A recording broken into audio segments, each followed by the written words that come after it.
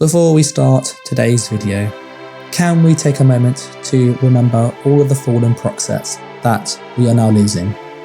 Zarn, the Vatashan Destro, Crimson, Savara Scales, and more. What's happening with proc sets? Well, wait and see. Hey, it's Dan, and welcome back to Unified Gaming. Now, in this video, we are going to talk about the article that is on the Elder Scrolls Online forums. If you have been under a rock, you might have missed this, but basically, Brian Wheeler, who is the PvP and combat lead at ZeniMax, has come out and put an article addressing the proc set issues. If you are unaware what is a proc set, basically any set that has a conditionality to it. So it could be Crimson, Savara Scales, Great Throat's Boast, Bone Pirates, anything that has to do a check in order for it to work. And the ones that people get more salty about are the damagey ones like Savara Scales, Zarns, Winterborn, for example, all those ones that are just free damage or free healing, Alessian, for example. So they have actually listened and put an article to address the elephant in the room. So without any kind of delay, we're going to go through and read the article, and I'll give you my thoughts and opinions on what does this mean for PvP going forward. But please, please, please note that this is a preview, so things can change, and they normally do quite drastically. But with that kind of out of the way, we're just going to jump straight into it. Oh, and just before I forget, there's a link to this article if you want to see it yourself, and don't forget to like, comment, share, and subscribe. It really, really helps. Now, what did Brian say? Well, Brian says this. Hey gang, today we'd like to share some new features and updates coming your way in Update 30. In this update, focusing on some concerns regarding item set procs and continuing our champion system improvements, as well as several fixes for server performance and general bug/balance. You'll be able to read the full details in next week's PTS patch notes. Now that's typically next Tuesday, as of this video, maybe next Thursday. There's a section on proc sets and a section on champion points, and as I said, you can see this yourself in the description. Proc sets. The growing concern over proc set meta for the past few updates has not fallen on deaf ears. We understand the frustration of feeling required to run these types of sets and fighting against them in PvP.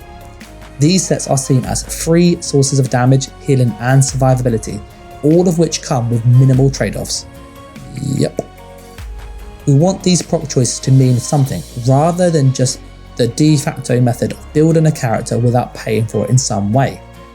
With that stated, in Update 30 we are making all item sets that deal damage or heal scale with player stats. With player stats, that is right.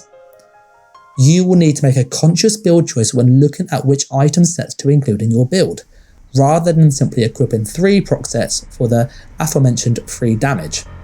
Damage sets will scale with weapon or spell damage, whichever is higher. That's key, that bit there.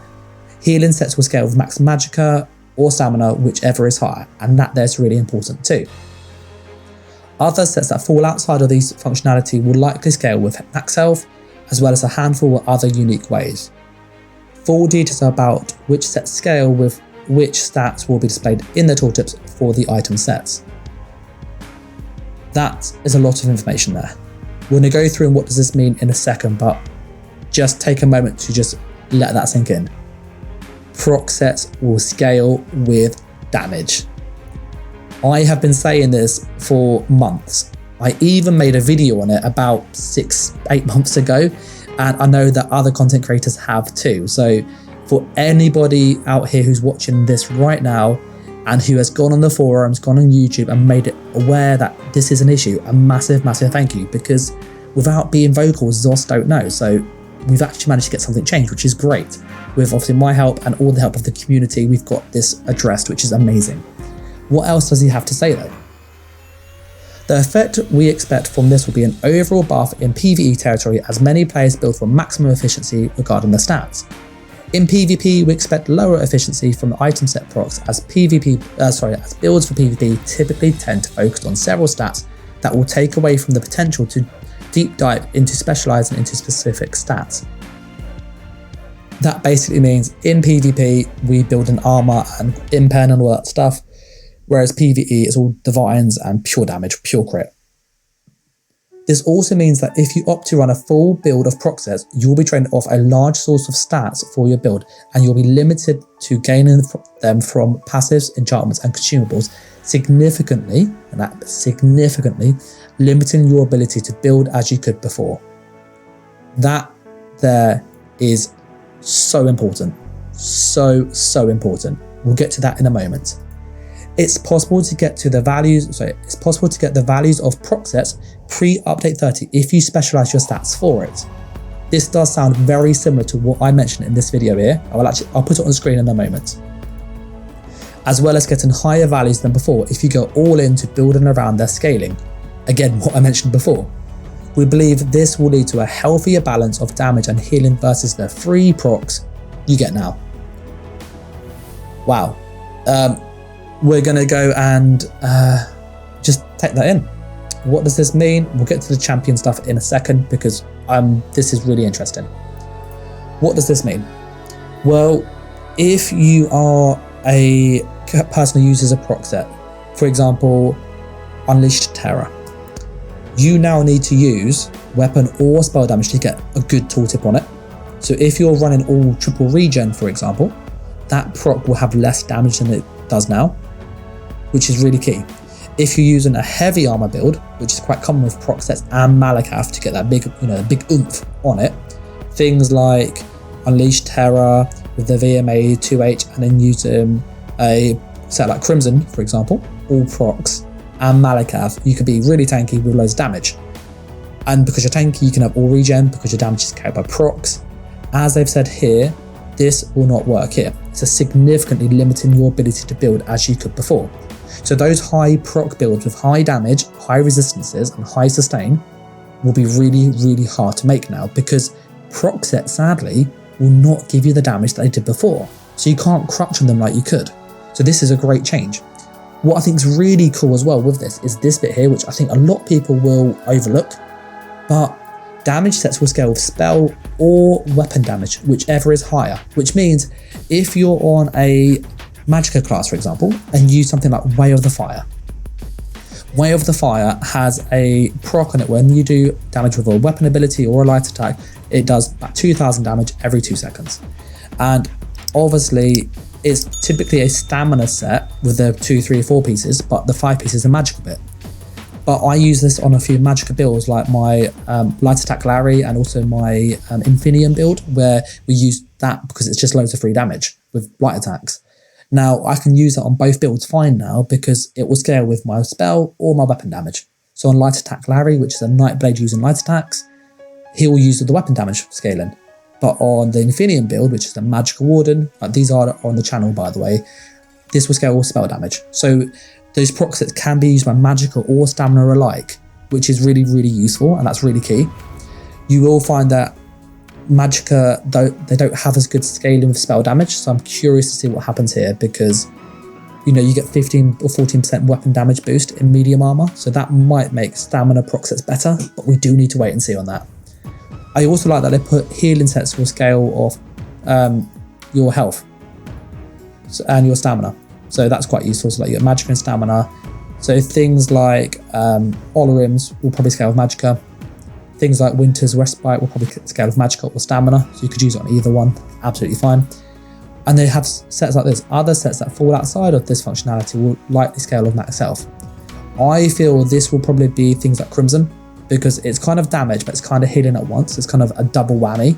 So I think sets like that, things like 7th Legion, for example, they have odd procs, and how do they scale?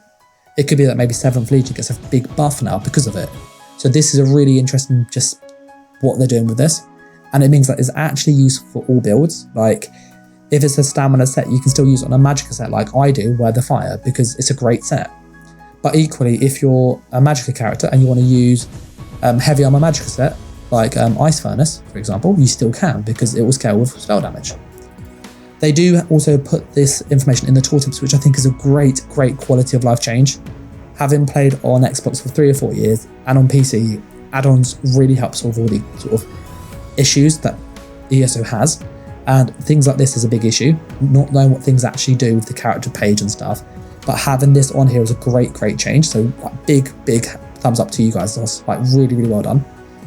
And I think, you know, they hit the nail on the head here with this passage. They basically said, look, PvE, these will be better.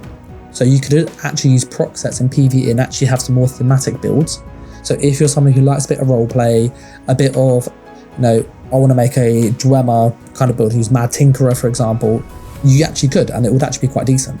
Whereas currently you lose a lot of damage for using proc sets because they're just not as good. That's it. But yet in PvP, they are like God mode. So I think this is a really good change because PvE is not competitive in the same way like PvP is. So really good change there. And as they said, it's going to be, you're going to be more specialized. You could go straight all into proc sets, for example, and have lots of free damage, but you have to then put on the weapon damage and stuff and drop your regen. So then it's harder to survive. So there's always that big trade-off now, which I think is really good. And I also like this bit here too, which you can get the pre-30 values. So you could have really good tooltips. And if you build into it, that's so specialized, they could even go higher than they used to be, but you have to have built into it correctly. So this just gives you so much choice. If you slap procs on and all regen, your damage is going to be terrible from them. But if you put on procs with weapon damage, you've got good skills and procs, but you're going to be squishier as a result, which there's that counterplay. You're easier to kill, so you're not going to be as potent. You can't have the damage and the bulk and the sustain and, you know, everything that we've seen in the past 2 or 3 patches. So brilliant changes overall. Like, massive well done to Zos on this. And also to the community, as I've said, without your feedback, they wouldn't change this. So just, you know, hats off to all of us. As for the champion point system, this is quite quick. In update 29, we've introduced the revamped champion system and it indicated we would build upon it in the future. With update 30, we are continuing our dedication to the system by adding several new slottable stars for healing and support focused builds. That's great. Amount of times where you go, oh, I want to be a healer, and you can't because there's no really good options. Or I want to be a support class and debuff the enemy. Yeah, I can't do that. So this is a great change. We are also keenly aware of the passive power of the system added in the initial offering and the concerns you all have about getting optimal builds as soon as possible. To address these concerns, we are reducing the number of stages on passive stars in the warfare and fitness constellations by 2 or more stages to a maximum of 2 stages per passive star. That is really important. This will greatly lower the number of points required to get a more optimal build in both of these constellations, while also taking some of the power out of the high-end experience. We've also added a new final sub-constellation. Each tree can have up to 3 in the warfare tree, focusing on healing, offering new slottable stars that support the healing playstyle, and added a few old favourites from the original champion system, focused on heavy and light attack damage to offer some core damage boosts for players using basic attacks. So this is really good for the easy Sork and for like my heavy attack build that I use. So really cool changes here, and I think this is just really welcome. If you don't really get what this means because it's a bit cryptic, most slottable stars have 50 to 60 points for like 4 or 5 stars, 4 or 5 stages, sorry. If you drop that down to 2, you're saving 30 points roughly per star. When there's about 18 stars, that's going to bring that cap down by about 300 or 400. So rather than needing 1500 CP to be optimal, you might now only need 1000, which is much more manageable. So I think this is a really good change. And they've finished off with, as always, you can expect bug fixes and updates to existing item sets that you can read about in the PTS patch notes, along with many adjustments to AE abilities for better server performance, that's area effect abilities. We hope you enjoy your time on the PTS and look forward to reading your feedback for update 30 next week. Yeah, there it is, that's all of it. So it's not too long, but there's a lot of information packed in here. We've digested the proc sets and the champion point system. I think the changes are just really good. You don't need as much CP to be optimized, which is great for PvE, and it also helps PvP because I've noticed on the PC EU server, I have not been able to get into Cyrodiil for about 5 or 6 nights in a row in prime time because all of my characters are DC, which is one issue there. And on top of that, it's pop locked because people are playing the no CP campaign like I am because they don't have the CP to be competitive. You know, I transferred from Xbox to PC, so I'm about 1000 CP, Whereas in the current CP campaign, there's 2,000, 3,000 plus people out there because on PC they've played for 5-6 years. So of course they're higher.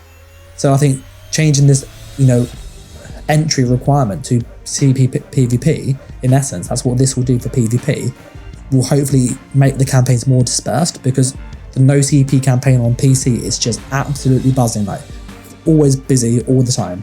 And I think this will just help spread it out. So that's really cool. And I just think it's a great way to just make it newer for the players. On top of that the CP system was designed to be kind of horizontal progression rather than vertical. And that means you get broader as a character rather than just really, really strong in one area. And in PvP, in the old system, you could have it all, whereas now it does feel like you have to really pick what you want. And by limiting these passive ones, so they're good, but they're not great, they're not going to be the difference between winning and losing, just reinforces that pick the right stars for what you're trying to do. And I think that just really helps build diversity, build creation. So I am all sort of hands up for this. This is great. But yeah, that's what I think of this. I think these are great changes. If you haven't checked it already and you want to know what else they could do to change PvP, I did have some ideas on my ESO 2021 10 things to improve PvP video. I'll link that in the description so you can check it out yourself. I make graphics and stuff to help it out, things to discuss performance and whatnot, proc sets. So, if you want to see what I think of that stuff, you can. But I'm going to wrap this video up here as it is long enough as it is. I would love to know what you think. Do you agree with these changes? Whether you're a proc user or not, what do you think? Do you think it's good? Do you think it's bad? Let me know in the comments. And likewise, what are you looking forward to in the upcoming chapter? It's literally 4 or 5 weeks away. What do you want to see tested in PTS? All that stuff, just let me know in the comments and I'll do what I can. And as always, I want to say a huge thank you to those Patreons. Their support allows me to make these videos. So if you want to support myself, get access to the videos early and all that good stuff, then go over to Patreon, support as much or as little as you can. It really, really helps. But if you don't want to do that, you can simply like, comment, share and subscribe. Alternatively, you can buy some of our merchandise, which is actually at shop.spreadshirt.com/unifiedgaming, which is great. So you can go check it out there. But yeah, this one's long enough as it is. So I'll catch you in the next video, guys. Thanks for watching. Take care and bye.